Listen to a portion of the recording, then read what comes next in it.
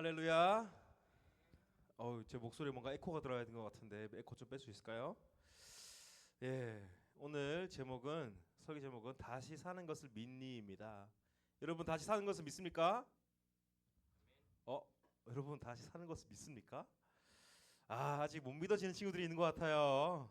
물론 오늘 이제 본문 말씀에서 마르다가 얘기했던 것처럼 다시 사는 것은 물론 세상 끝날에 우리가 다시 사는 것을 우리가 믿기는 하지만 전도사님 여기서 말하는 다시 사는 것은 우리가 죽어 있는 상태라는 것을 의미합니다. 즉 지금 다시 사는 것을 의미하는 것입니다. 여러분께서 그것이 지금은 믿어지지 않아서 대답할 수 있지 않은 것 같은데 대답하지를 못하는 것 같은데 이제 그것이 믿어지기를 소망합니다. 예, 오늘 마지막 시간입니다. 우리 마지막 기적 시리즈예요. 우리 계속해서 우리 기적 시리즈를 달려오고 있었는데 자 다시 한번 복습해 보겠습니다. 우리 첫 번째 기적 뭐였죠? 예수님께서 그렇죠. 가나 어린 잔치에서 물을 포도주로 바꾸시는 사건. 그리고 두 번째 오병이어였습니다. 오, 우리 하림이. 세 번째 그렇죠. 꽁꽁 얼어붙은 그게 아니죠. 예수님께서 물 위를 걸으시는 사건. 그리고 어떤 환자를 어떠한 병자를 고치셨죠? 중풍병자였습니다. 그 다음은 또 어떠한 사람을 고치셨습니다. 귀신 들린 자, 군대 귀신 들린 자, 귀신 들린 자를 고치시는 예수님. 그리고 지난주 사건이었습니다. 누구를 살리셨는데 누구였죠? 두 사람을 예수님께서 이게 옴니버스라고 해야 될까요? 이 액자 구조 뭐였죠? 혈루증 여인 그리고 누구의 딸? 달리다굼 하고 외쳤던 그렇죠. 야이로의 딸을 살리시는 예수님의 그 기적 사건이었습니다. 오늘은 이제 이 책의 마지막을 마무리도 하면서 이 기적 시리즈의 마지막인데요. 이 책은 우리 비유를 처음에 배웠고 이제 기적을 이제 마지막에 마무리하는 그런 오늘 두 번째 책이었습니다. 자, 오늘 이 나사로 사건은 모두가 다 아는 사건일 것이다 이렇게 여겨집니다. 여기 찬양도 우리 많이 하잖아요, 그죠? 예수님이 말씀하시니 죽은 살아났다네, 그렇죠? 죽은 나사로가 살아났다네. 그런데 그 의미가 무엇인가? 이 내용이 그죠? 제3자로서 내가 나와 상관이 없는 얘기인데 그냥 옛날에 있었던 사건, 그냥 역사로서 그냥 우리가 기억할 뿐 나와 아무 상관이 없는 일인데 라고 넘기는 것이 아니라 이 사건이 나와 상관이 있는 말씀 2인칭으로서 만나가고 이것이 나의 이야기인데 라고 발견되어지고 내가 나사로이고 내가 예수님을 만나서 부활하는 경험을 여러분들이 하시기를 바랍니다. 이제 오늘도 우리 계속해서 죽음에 대해서 하고 있었습니다. 지난주도 죽음에 대해서 나왔었고요.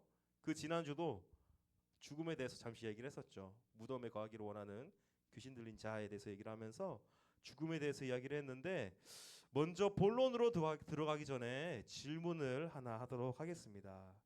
혹시 여러분들은 누군가를 오랫동안 이별을 하게 되었던 기억이 있습니까? 그래서 슬퍼해 본 적이 있을까요? 오랜 기간 동안의 이별.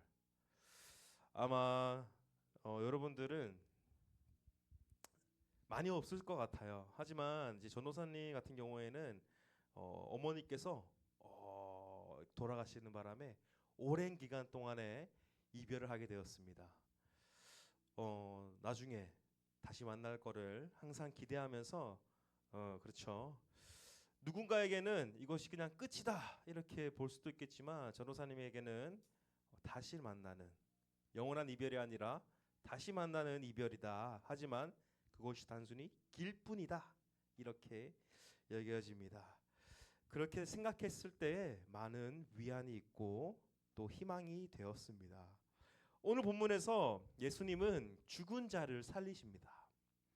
그 과정에서 그 의미에 대해서 또 우리가 다시 한번 생각해보고 나에게 죽음이라는 것은 어떠한 의미인가 되새기는 중요한 시간이 되기를 바랍니다. 자, 이 말씀이 오늘 우리가 배우는 이 말씀이 예수님의 말씀이고 죽은 나의 속심령이 깨어나야 될 줄, 슬픔 가운데 있고 고통 가운데 있던 내가 예수님을 만나서 부활해야 될 줄 믿습니다. 나사로가 아픈 지 며칠이 되었다 그랬죠? 본문에 나옵니다. 오, 현민이 뭐라고요? 4일? 맞아요, 4일이에요. 나흘이라는 것은 4일을 의미합니다. 이 4라는 것은 우리 지난주에도 12라는 숫자에 대해서 얘기를 했지만 이 히브리 사람들, 이 이스라엘 사람들은 숫자에 의미를 부여를 합니다. 이 숫자가 단순히 이 그냥 숫자로서의 의미가 아니라 그 안에 숨어 있는 의미가 있습니다. 이 4라는 숫자는 무엇을 의미하냐면요, 내가 죽어지는 것을 의미하는 것이 4를 의미합니다. 예수님께서도 40일간의 광야에서 시험을 받으셨고요. 노아 시대 때도 홍수가 40일 동안 있었습니다. 그리고 이스라엘 백성들도 몇 년 동안 광야를 돌았죠? 40년 동안 광야를 돌았습니다. 나의 세상의 가치가 완전히 죽어지는 과정이 4라고 볼 수 있겠습니다. 많고 많은 나의 의가 죽어지고 사라지는 과정이 4의 과정입니다. 오늘 예수님이 어디로 가셨다 그랬죠? 예수님이 베다니로 가셨습니다. 이 베다니라는 것은 원어로 치면은 이게 베트와 아니인데요. 오른쪽에서 붙어 있는 겁니다. 이브리어는 베트와 아니. 베단이라는 곳의 원어로는 가난한 자의 집, 고통의 집이라는 의미를 품고 있습니다. 이 베단이라는 곳이 예전부터 가난하고 병든 자를 돌보는 것이었다고 합니다. 예를 들어서 한센병 있죠. 한센병을 돌보는 그러한 곳이 바로 이 베단이었다고 합니다. 예수님께서 오시기 전에는 고통과 가난, 아픔이 가득한 곳이었습니다. 이 가난이라는 것이 단순히 돈이 없는 것, 이러한 것이 가난일 수 있겠지만 진정한 가난은 무엇이냐 했을 때에 나의 심령이 가난한 것입니다. 내가 무엇으로도 만족하지 못하는 그 가난함을 의미한다는 거죠. 부요하지 않아도 내가 어찌 다른 사람들이 보기에는 내가 부요하지가 않아도 하나님이 보시기에는 부요한 자가 될 수도 있고요.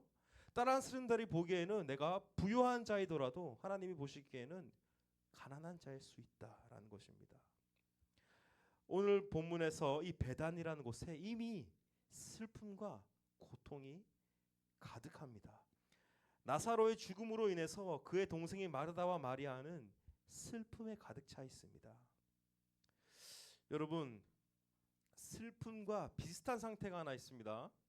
빛을 잃은 상태가 죽음의 상태와도 같다, 이렇게 여길 수 있겠습니다. 내가 빛이라고 여기던 것이 사라졌을 때에 그것은 죽은 것과도 다름이 없습니다. 빛을 잃고 괴로워하는 그러한 사람과 찬 빛이신 예수님이 와서 만나게 되는 그러한 과정이 진정한 만남이다라고 볼 수 있겠습니다.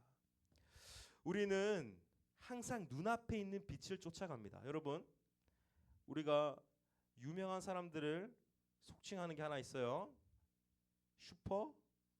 슈퍼스타라고 하죠. 빛을 쫓는 겁니다.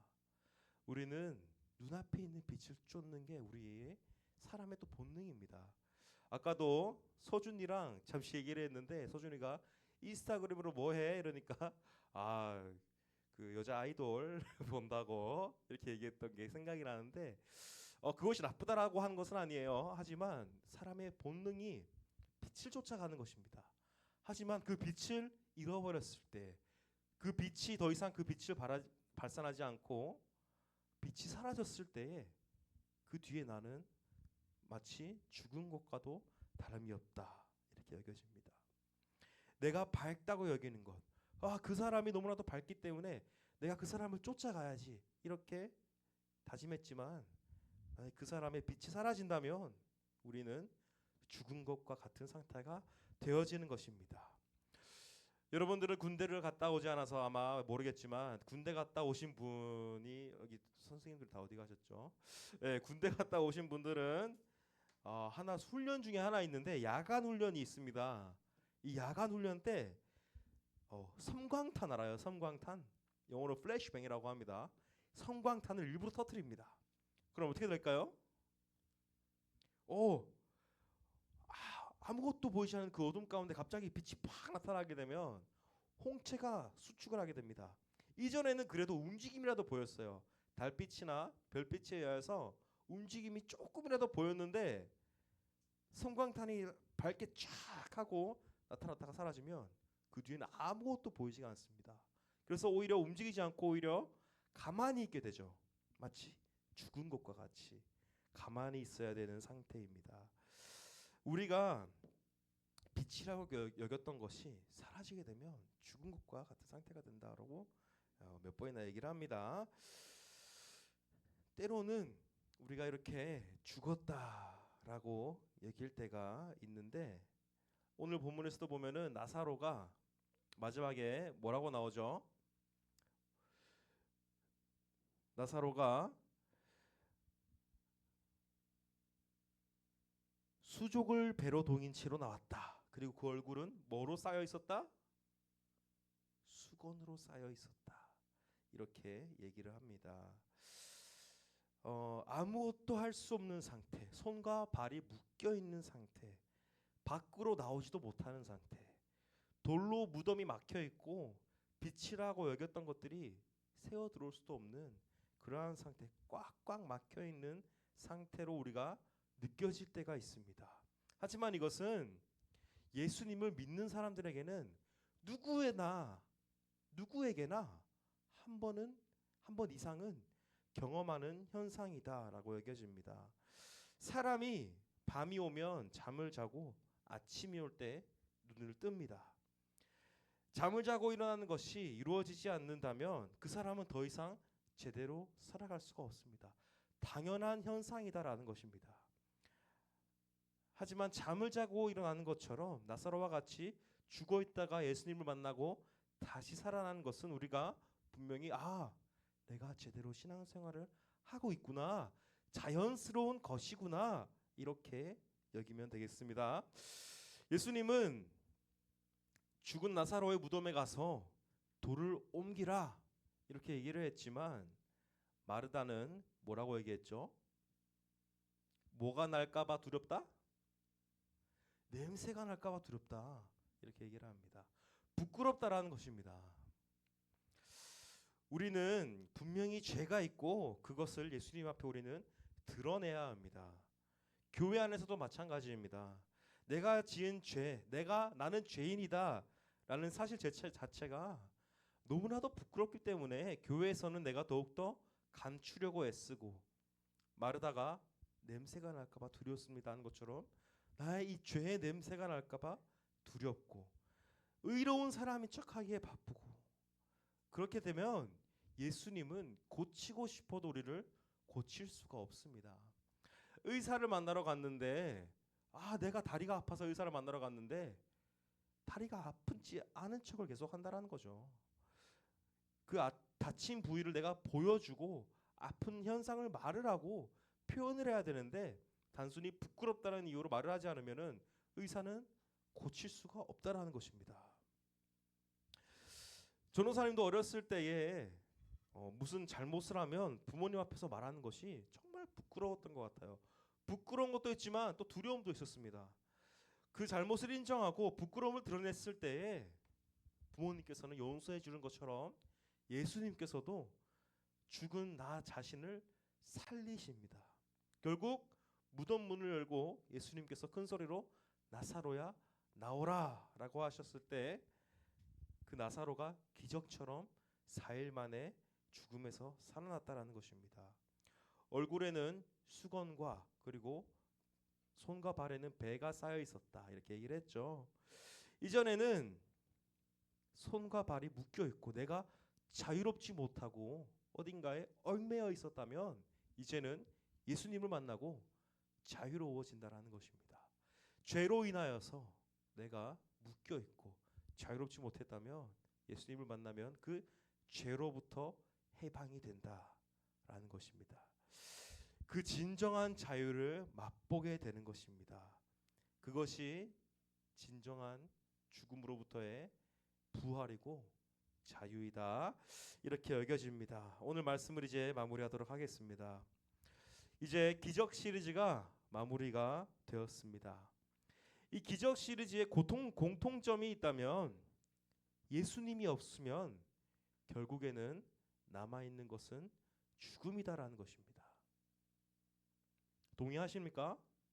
예수님이 없으면은 아무 의미가 없어진다라는 것입니다. 예수님을 만났을 때에 귀신 들린 자가 정상적으로 변하게 되고 중풍병자가 나아지고 물이 펴도 포도주가 되고 그러한 기적들이 일어나는 것인데 예수님이 없으면 일어나지 않는다라는 것입니다. 나사로도 마찬가지입니다. 4일간 죽어 있었지만 예수님을 만나고 부활을 한다라는 것입니다. 내가 예수님을 그저 어떠한 위대한 분, 그때 당시에 2000년 전에 기적을 행했던 사람, 그것으로만 우리가 끝낸다면 그것은 예수님을 만나는 것이 아닙니다. 그냥 예수님을 알고 있는 것입니다. 하지만 우리가 서로 얘기할 때도 친구들한테 야, 너 에녹이 알아? 이렇게 얘기했을 때 안다라는 의미가 그냥 에녹이라는 친구가 여기에 교회를 다니고 있다라는 그 사실만 알고 있는 것인지 아니면 에녹이를 진정으로 알아서 에녹이가 누구인지 안다는 것인지 그 차이가 있다라는 거죠. 우리는 예수님을 안다라고 했을 때에 그냥 예수님은 2000년 전에 사람을 살리시고 물을 포도주로 변하게 하시고 5,000명을 먹이시고 뭐 그런 분이야 라고 끝나는 것이 아니라 나를 살리신 분, 나를 죽음에서 건지시고 나를 죄에서부터 자유롭게 하시는 그분이 바로 예수님이야. 나와 상관이 있어지는 그러한 관계까지 우리가 나아가야 한다라는 것입니다. 오늘 나사로의 이야기가 나의 이야기가 돼야 할 줄 믿습니다. 이 나흘이라는 시간이 죽음의 시간, 빛이 없는 시간, 이러한 것들이었다라고 했을 때 내가 그 상태가 되었을 때에 결국에는 예수님께 나의 부끄러움을 드러내고 예수님이 나를 살리시는 분이시구나라는 것을 깨닫고 나의 아픔을 내어놓았을 때에 예수님께서 나를 살리실 줄 믿고 나를 죽음 가운데 있던 나를 불러내실 줄 믿습니다. 이 사건이 우리 중고등부 가운데 일어나기를 바랍니다. 이제 여러분 여름 수련회가 다가오고 있습니다. 그렇죠? 여름 수련회가 8월 1, 2, 3 이렇게 다가오고 있는데 그 나의 부끄러운 것을 하나님께 드러내는 여러분들이 되었으면 좋겠습니다. 그랬을 때에 분명히 치유가 일어나고 우리 가운데 죄로부터의 해방이 일어나고 죽었던 내가 죽어 있는 걸로 발견되었던 내가 부활할 줄 믿습니다. 예수님과 함께 부활하는 저와 여러분들이 되시기를 주님의 이름으로 축복합니다. 이 시간 다 같이 기도하면서 나가기 원합니다. 기도할 때에 하나님, 저희가 참 죽어 있는 사람으로 발견이 됩니다. 예수님이 없이는 빛이 없고 내가 빛이라고 여겼던 것들이 사라지면은 죽은 것과도 다를 바 없는 우리들임을 이 시간 주님 앞에 내려놓습니다. 주님, 저희들을 살리시고 저희들의 이름을 불러주시고 무덤 가운데 있는 우리를 살려주시옵소서. 예수님과 함께 부활하길 원합니다. 이 세상 가운데 사람들이 보기에는 내가 죽어있다 할지라도 하나님이 보시기에는 진정으로 살아있는 자가 되길 원합니다 라고 이 시간 다같이 주님 앞에 고백하시면서 통성으로 기도하시겠습니다. 하나님 아버지, 죽은 자로 발견되어집니다. 저희들은 주님이 없이는 아무것도 할 수 없는 존재들임을 이 시간 고백합니다. 주님, 저희들의 이 연약함을 내려놓을 때 주님께서 살려주시옵소서. 주님, 저희들을 부활시켜 주시옵소서. 저희들을 이 무덤 가운데서 불러내어 주시옵소서. 그 빛이 없다고 여겨질 때에 오직 참 빛이신 예수 그리스도를 바라볼 수 있는 저희에게 주님께서 인도하여 주시옵소서.